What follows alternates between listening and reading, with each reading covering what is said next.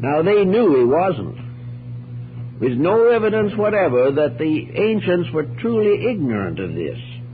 All they knew was that they had to have a symbol, they had to have something.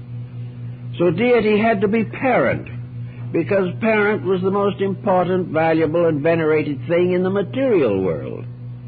And as a family was a social unit to carry on the processes of life in this world, so it was only a step of understanding or interpretation to realize that the great collective, the entire cosmos, the absolute unity of all life, was also a family. And that by means of using the symbolism of family, we began to understand the motivations which might dominate creative processes. The family became, therefore, our natural home.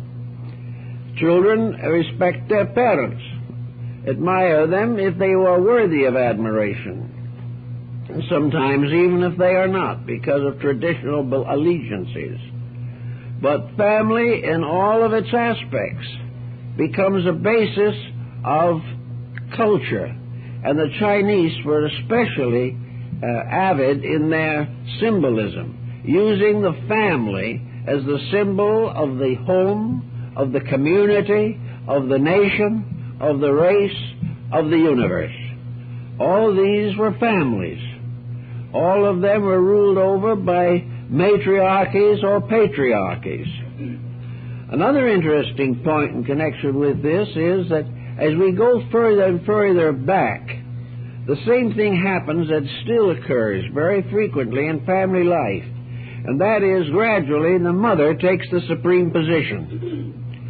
The Emperor Julian, in his oration to the Mother of the Gods, and many other ancient symbols and systems, convey the clear indication that the maternal principle was the most important. In Egypt, all of the great families, especially the pharaohs, all were measured from the mother's side of the house. The name descended from the mother. And matriarchy was also the basic philosophical, political structure of the American Indians, especially the Iroquois League. Always the mother was the guardian, the brood, and the symbol of generation, procreation, and the fertility of God. Even today it has been noted with some interest that in Christianity there are very few, if any, known churches that are dedicated primarily to God the Father. They are all to either Christ or the Virgin Mary. Although, of course, later the saints come in, both male and female, into cathedral naming. But the great majority of religious belief in medieval Catholicism was centered upon Mary the Mother. In Japan and China, the Indian Bodhisattva, Avalokiteshvara, was a male being. But in Japan and China it was feminized, and mercy was personified as the goddess Kannan or Kuan Yin. And this was the mercy of the eternal. It was the attribute of everlastingness. And every virtue, every desirable quality gradually became embodied in something. Embodied in a being that more or less exemplified all of the virtue of that particular attribute, whichever it might be. Wherever there was a great need for mercy, compassion, and understanding, the image of this power had to emerge as an experience of the people. They could not live without it. We also have other things that had to be personalized, such as justice. Justice, we know, is not a person, and yet justice has been personified many times in different nations and races by an appropriate symbol, very often the deity Jupiter or Zeus. Now, it so happens that from the mythology, Zeus might not have been all that justice ought to be. There are some reports to the contrary. But when we have justice here, it isn't always all that it ought to be. Wherever man created an image to represent a divine power, he embodied in it somewhere the weakness of himself. It couldn't be perfect. The image could never be the perfection. It could only be a symbol of something greater than itself. The human being, with his strength and his weakness, with his hopes and his fears, with his constant striving for security in a material existence, all these elements created theologies. They all created great systems of gods and godlings and angels suitable to bring certain ideas to the people. In the most of the ancient religions, there were what we call heroes. And heroes were ordinary mortals who by some virtue were lifted to an almost divine estate. The Greek heroes such as Hercules and Ulysses, Achilles, and Orpheus, these were great hero beings. Yet they were born of the flesh. They were mortal, but they became immortal, and therefore became the immortal mortals.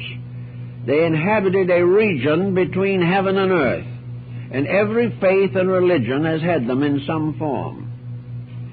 Intercessors between man and that which was superior to himself.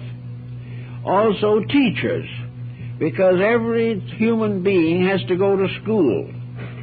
And when he graduates from a school here, it's obvious that he is not really enlightened, but he still has to study. Therefore, the concept of the school was expanded and extended, so that to the mystically minded, school lasted for the entire lifetime. And the most important experiences of schooling were those experienced in mature life. But actually, there were always teachers, always intercessors between the weak humanity and the divine power that fashioned all things. One good example of this intercession is found in Egypt. The one and only beloved son of Osiris, the god of the quick and the dead, was Horus, the hawk-headed. Not always represented with the hawk's head, however, but he was the head of the army of the sacred hawks, the Ereshesti, who were to fight the last great war against evil. And this being, Horus, appears with his father in the various papyri of the Book of the Dead. This was the book or manuscript buried with those who had passed on, and containing symbolically the story of the afterlife, which also became another very important system of symbolism. But in this particular case, the soul of the deceased comes into the hall of judgment to be weighed against truth. Now, it wasn't assumed that the deceased was perfect, and it was accepted, however, that certain imperfections were inevitable, but in the main and large he must have kept the rules of human decency. He must have been honorable and honest. He must be able to recite the negative confession of faith without lying, exaggerating, or misrepresenting, because he was doing this in the presence of the jury. And our jury system is first seen on the Egyptian monuments and has continued to the present time, with the judge in our system representing Osiris.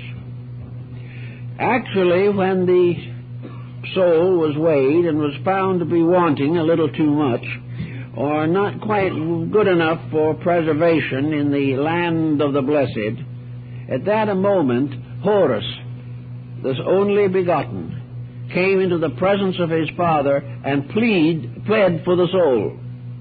He asked that Osiris take upon himself, that is, upon Horus, the son, the sin of the offending soul. Let him